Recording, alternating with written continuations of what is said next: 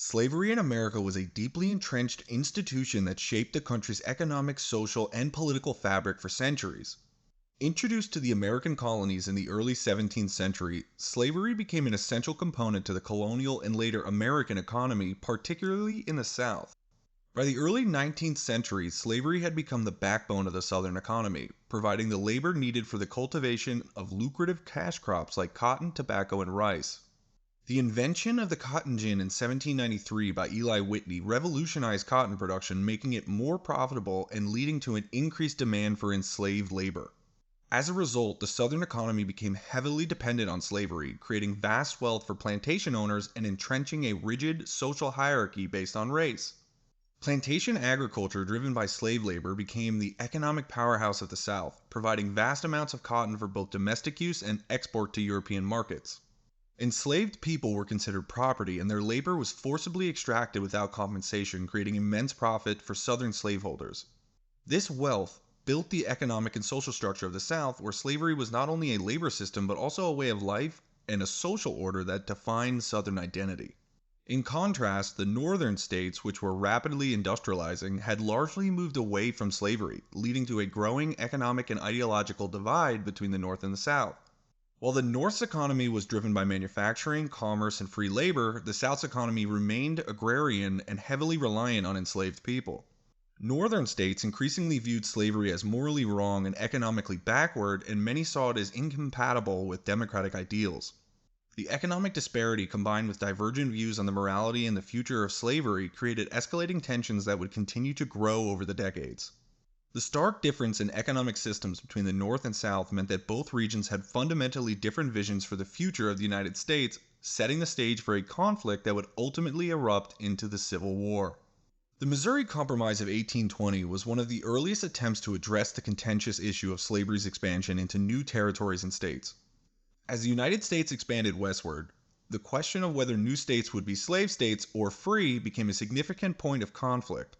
When Missouri applied for statehood as a slave state in 1819, it threatened to upset the delicate balance of power in Congress between slave and free states. At the time, there was an equal number of slave and free states in the Union, ensuring a balance of power in the Senate. To maintain this balance, Congress passed the Missouri Compromise, allowing Missouri to enter the Union as a slave state while admitting Maine as a free state. Additionally, the compromise established a geographical line above which slavery would be prohibited in Louisiana Territory except for Missouri. While the Missouri Compromise temporarily erased tensions between the North and the South, it also highlighted the deep divisions within the country regarding the future of slavery. The compromise was seen by many as a temporary solution to a problem that would continue to plague the nation. It revealed that the issue of slavery's expansion was a deeply diverse one that could not be easily resolved. The Missouri Compromise also marked the beginning of a series of political compromises over slavery that would continue to fail at providing a long-term solution to the sectional divide between the North and the South. As the United States continued to expand, particularly after the Mexican-American War, which resulted in the acquisition of new territories in the West, the question of whether these new areas would permit slavery reemerged. The Compromise of 1850 was a package of 5 bills designed to diffuse a political confrontation between slave and free states over the status of new territories acquired from Mexico. One of the most contentious parts of the compromise was the Fugitive Slave Act, which required citizens to assist in the capture of runaway enslaved people. One of the most contentious parts of the compromise was the Fugitive Slave Act, which required citizens to assist in the capture of runaway slaves and denied those accused of being runaway slaves the right to a jury trial. The Fugitive Slave Act inflamed Northern abolitionist sentiment and led to widespread resistance against the enforcement of slave laws. Many Northern states passed personal liability laws in response, which aimed to nullify the Fugitive Slave Act and protect escaped enslaved people and free blacks from being captured and sent to the South. The Compromise of 1850 also admitted California as a free state, created the new territories of New Mexico and Utah with the question of slavery to be decided by a popular sovereignty, and ended the slave trade in Washington, D.C., although slavery itself remained legal. While the Compromise of 1850 temporarily eased tensions, it further polarized the North and the South and set the stage for more conflict. The controversial Fugitive Slave Act, in particular, made clear to the North that the South would not compromise on the issue of slavery and was willing to expand its reach into the northern states to protect its interests. The Kansas-Nebraska Act of 1854, proposed by Senator Stephen A. Douglas, effectively repealed the Missouri Compromise by allowing the residents of Kansas and Nebraska territories to decide for themselves whether to allow slavery, a concept known as popular sovereignty. This act fundamentally altered the political landscape of the United States by reopening the question of slavery's expansion into new territories. It nullified the Missouri's Compromise prohibition on slavery north of the 3630 parallel and gave the decision-making power back to the settlers of those new territories. The prospect of extending slavery into areas previously closed to it by federal law incited both hope and fear across the nation, making the issue of territorial expansion a flashpoint in the struggle between pro-slavery and anti-slavery forces. This act reignited the fierce debate over slavery's expansion and led to violent confrontations in Kansas, which became known as Bleeding Kansas. Pro-slavery and anti-slavery settlers flooded into Kansas to influence the outcome of the vote, leading to a series of violent clashes, raids, and massacres. The violence in Kansas demonstrated that popular sovereignty was not a viable solution to the issue of slavery's expansion and further deepened the divide between the North and the South. Bleeding Kansas was a significant precursor to the Civil War, showing that compromise on the issue of slavery was becoming increasingly impossible. It revealed that the nation was moving toward an irreconcilable conflict, with both sides prepared to use violence to defend their position on slavery. The events in Kansas galvanized both pro-slavery and anti-slavery factions, further entrenching their positions and setting the stage for a national crisis. The Dred Scott decision of 1857 was a landmark Supreme Court case that further exacerbated tensions between the North and the South. Dred Scott was an enslaved African American man who sued for his freedom on the grounds that he had lived in a free state and territory with his master. The Supreme Court, led by Chief Justice Roger B. Taney, ruled that African Americans, whether enslaved or free, could not be American citizens and therefore had no standing to sue in federal court. The court also declared that the federal government had no authority to regulate slavery in the territories, effectively nullifying the Missouri Compromise. The Dred Scott decision outraged Northerners and abolitionists who saw it as a grave injustice and step toward the nationalization of slavery. The decision emboldened pro-slavery advocates and deepened the ideological and political divides that were tearing the country apart. It made clear that the issue of slavery could not be resolved through legal or political means alone, as the highest court in the land had essentially ruled in favor of the pro-slavery position. The Dred Scott decision also helped fuel the rise of the Republican Party, which opposed the spread of slavery into the territories and saw the decision as an example of the slave power conspiracy to expand and protect slavery across the United States. John Brown was a radical abolitionist who believed that armed insurrection was the only way to overthrow the institution of slavery in the United States. In 1859, Brown led a raid on the federal armory at Harper's Ferry, Virginia, with the aim of inciting a slave uprising. Brown's raid failed, and he was captured, tried for treason, and executed. However, the raid had a profound impact on the nation, further polarizing the North and the South. To many Northerners, Brown became a martyr for the abolitioner cause, a symbol of willingness to sacrifice one's life for the freedom of others. His dignified demeanor during his trial and execution won him sympathy in the North and made him a powerful symbol for the abolitionist movement. Meanwhile, Southerners viewed the raid as an act of terrorism and proof that the abolitionists were willing to use violence to achieve their goals. The raid heightened Southerners' fears of a widespread slave revolt and increased the likelihood of secession. Brown's actions and the national response highlighted the extent of the nation's division and foreshadowed the coming conflict, as both sides saw the potential for violent conflict over the issue of slavery. The election of Abraham Lincoln in 1860 was the final catalyst that led to Southern secession and the onset of the Civil War. Lincoln, a Republican, ran on a platform that opposed the expansion of slavery into the Western territories, though he did not advocate for the immediate abolition of slavery in the South. His election was seen as a threat to the Southern way of life and the institution of slavery, despite his reassurances that he would not interfere with slavery where it already existed. His victory without any electoral votes from the Southern states convinced many Southerners that they had lost their political voice in the federal government. This sense of political isolation and threat to their economic and social systems led many Southern states to believe that secession was their only option to protect their interests. Within months of Lincoln's election, several Southern states seceded from the Union, forming the Confederate States of America and setting the stage for the Civil War. The election of Abraham Lincoln as President of the United States in November 1860 was a turning point in American history. Lincoln's victory, achieved without any electoral votes from Southern states, was a wake-up call for many in the South. The Southern states, whose economies and social structures were deeply dependent on slavery, viewed Lincoln and the Republican Party as direct threats to their way of life. The Republicans had campaigned on a platform of stopping the expansion of slavery into the Western territories, and many Southerners feared that Lincoln's election would eventually lead to the abolition of slavery. Faced with what they saw as a hostile federal government, Southern leaders began to consider secession as a means of protecting their rights, preserving their economic interests, and maintaining their way of life. South Carolina was the first state to secede from the Union, doing so on December 20th, 1860. This bold move by South Carolina set off a chain reaction throughout the South. Within weeks, Mississippi, Florida, Alabama, Georgia, Louisiana, and Texas also voted to secede from the Union. These states cited the preservation of states' rights and the institution of slavery as their primary reasons for secession.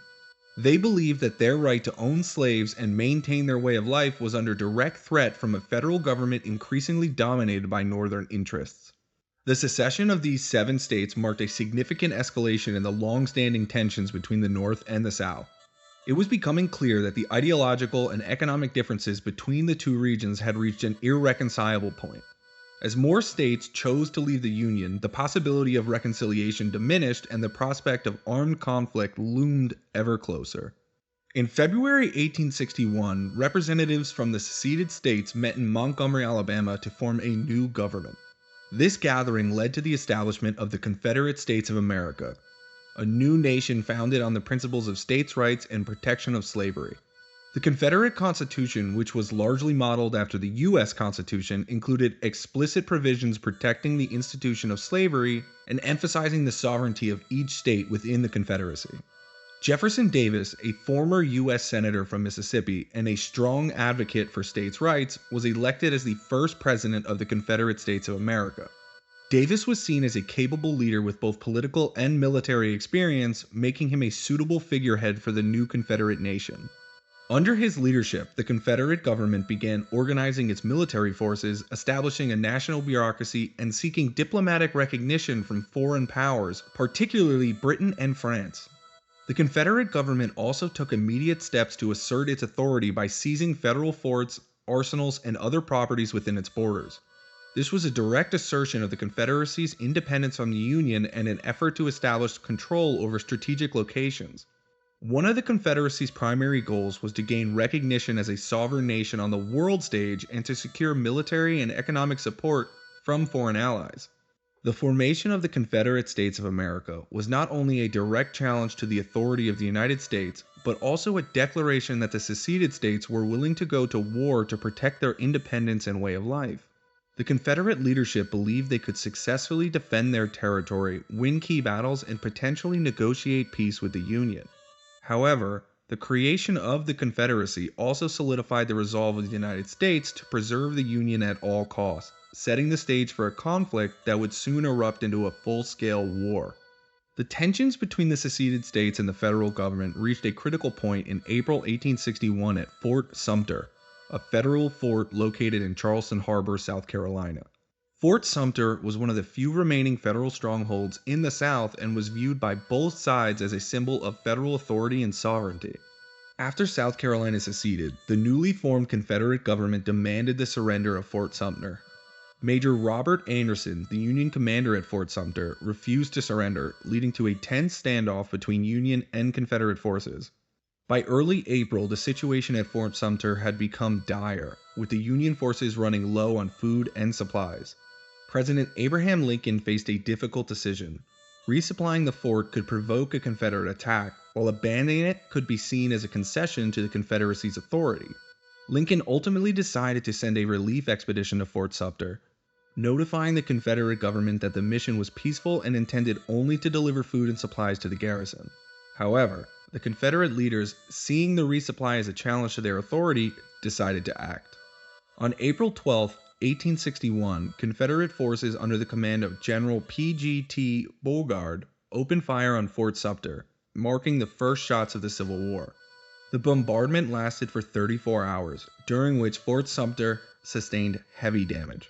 Despite the heavy shelling, there were no fatalities during the bombardment itself, although one Union soldier was killed in a ceremonial cannon explosion during the surrender.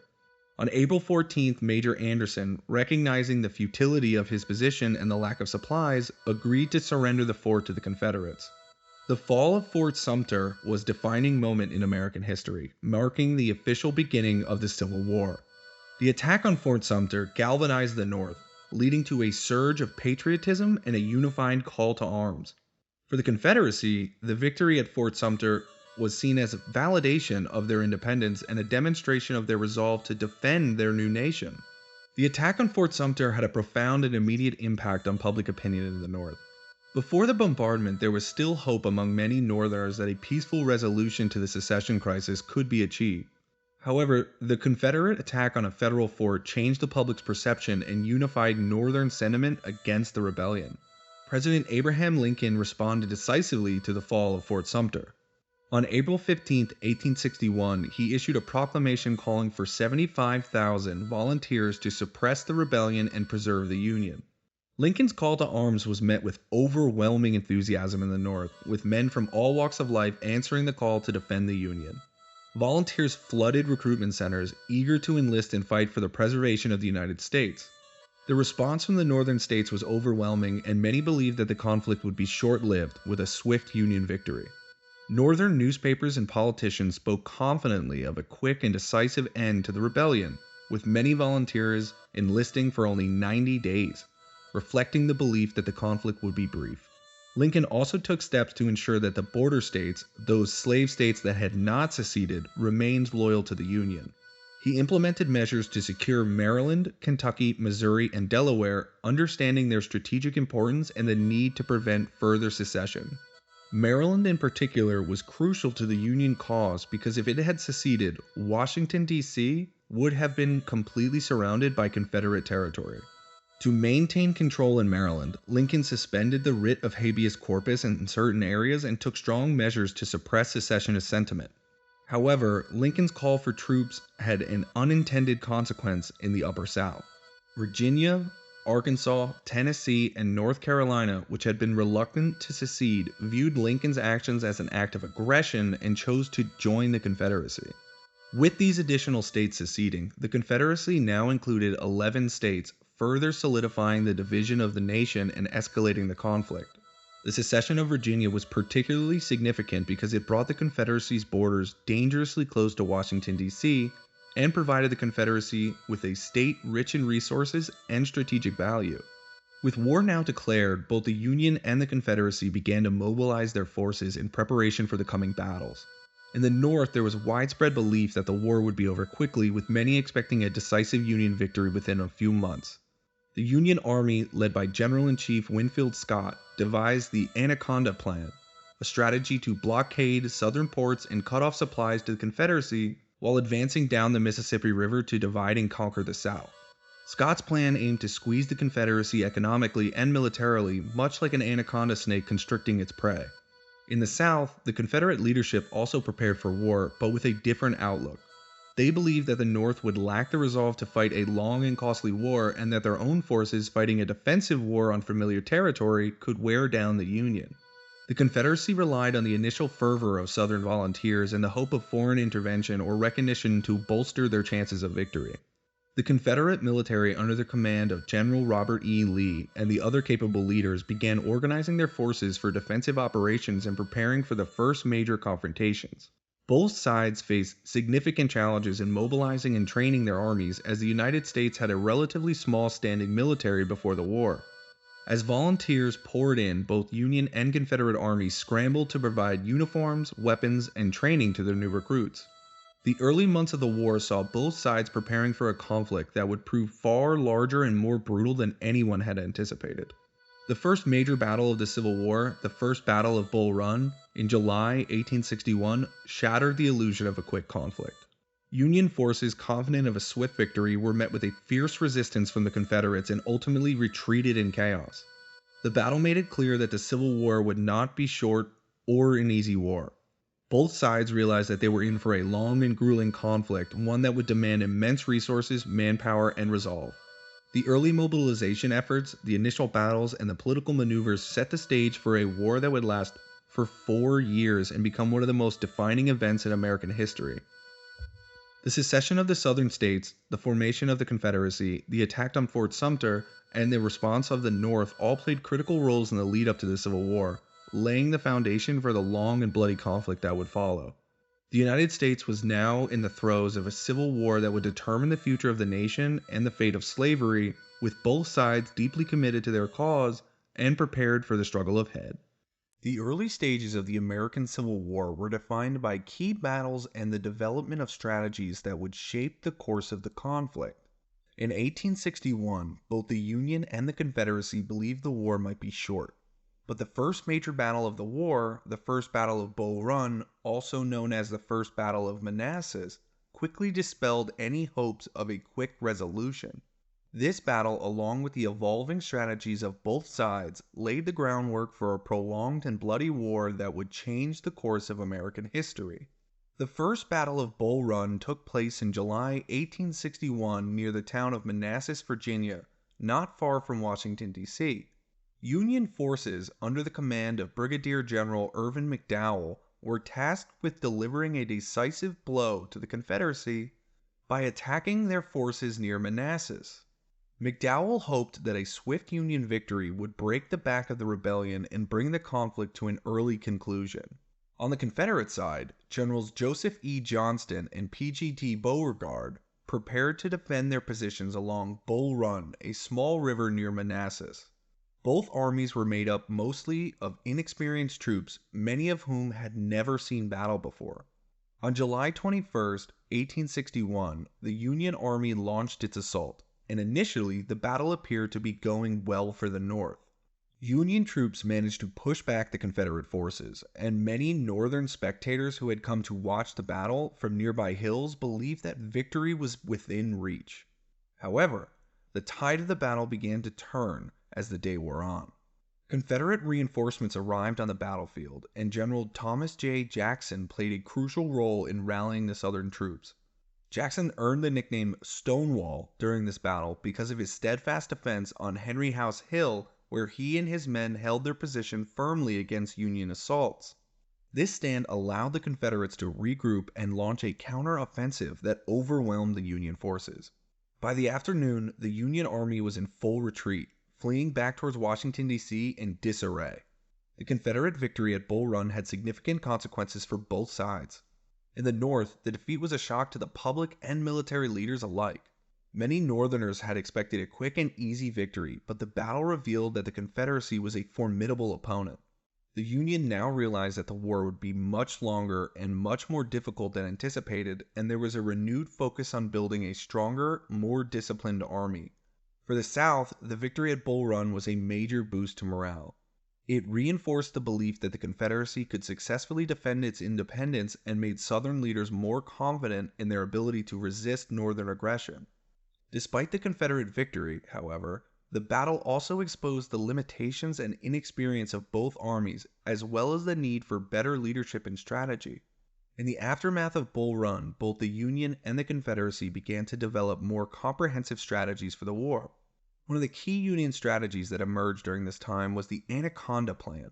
Proposed by General Winfield Scott, the Anaconda Plan was a long-term strategy designed to slowly suffocate the Confederacy by cutting off its access to resources and trade. The plan involved a naval blockade of southern ports to prevent the Confederacy from importing weapons, supplies, and goods from Europe. At the same time, the Union aimed to take control of the Mississippi River, which would divide the Confederacy in two and make it more difficult for the South to transport troops and supplies. The Anaconda Plan was not intended to win the war quickly, but to gradually weaken the South's ability to sustain itself over time. In contrast, the Confederacy strategy was primarily defensive. Southern leaders hoped to protect their territory and make the war so costly for the Union that the Northern public opinion would turn against the conflict.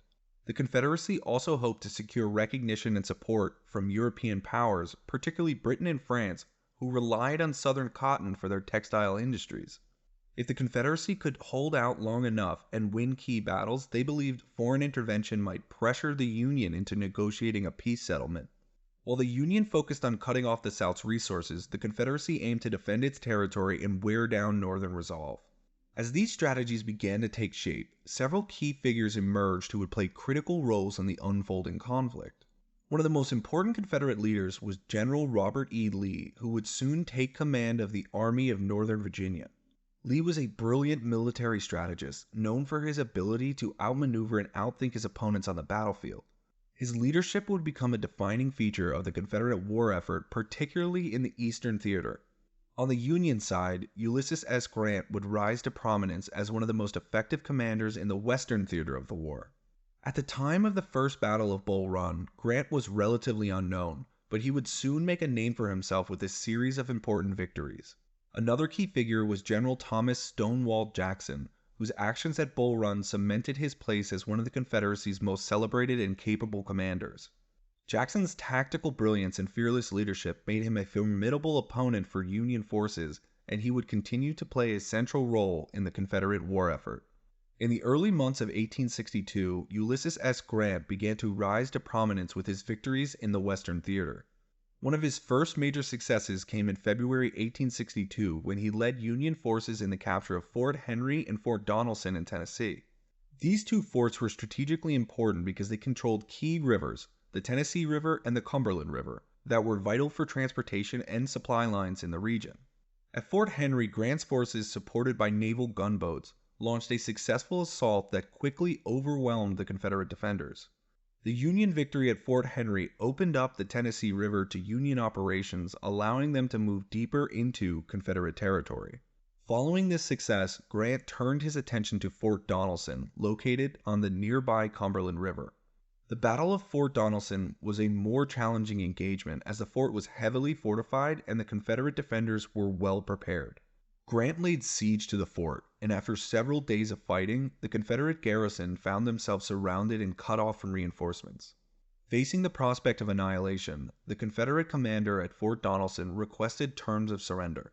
Grant's response was famous and simple: "No terms except unconditional and immediate surrender can be accepted." The Confederate forces, with no other option, surrendered, giving the Union a major victory.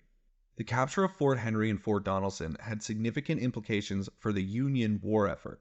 First, it gave the Union control of key rivers and supply routes in the Western Theater, allowing them to penetrate further into Confederate territory. Second, it marked the first major Union victories of the war, boosting morale in the North and demonstrating that the Union could actually achieve significant military successes. Third, these victories elevated Ulysses S. Grant's status as a rising star in the Union Army, earning him the nickname Unconditional Surrender Grant. Grant's aggressive tactics and willingness to press the attack would become hallmarks of his leadership style, setting the stage for further Union successes. With Fort Henry and Fort Donelson under Union control, Grant's forces continued their advance deeper into Tennessee, setting the stage for one of the bloodiest battles of the early war, the Battle of Shiloh. The early months of the Civil War, from the First Battle of Bull Run to the capture of Fort Henry and Fort Donelson, were marked by key military engagements and development of important strategies for both sides. For the Union, the Anaconda Plan and the capture of key forts in the Western Theater demonstrated the effectiveness of their long-term strategy to weaken the Confederacy's ability to sustain itself. For the Confederacy, the defense strategy, combined with the leadership of figures like Robert E. Lee and Stonewall Jackson, provided hope that they could actually hold their ground and ultimately forced the Union into negotiating. The role of key military figures like Ulysses S. Grant, Robert E. Lee, and Stonewall Jackson would continue to shape the course of the war as it progressed. Each one of these leaders brought unique skills and strategies to the battlefield, influencing the outcome of critical engagements and the overall direction of the war. The early battles of the Civil War, particularly the First Battle of Bull Run and the Battle of Fort Henry and Fort Donelson, set the stage for the larger and more devastating conflicts that would follow. These battles revealed the challenges of leadership strategy and logistics in a war that would grow increasingly complex and deadly. As the Civil War continued, both the Union and the Confederacy would face immense challenges in their efforts to achieve victory. The lessons learned from the early battles would influence the decisions of commanders, shape the strategies of both sides, and determine the future of the nation. The Civil War, far from being a short, indecisive conflict, would become a long, brutal struggle with both sides fighting for their vision of the future of the United States. The events of 1861 and 1862, from the First Battle of Bull Run to the capture of Fort Henry and Fort Donelson, were just the beginning of a war that would forever change the course of American history.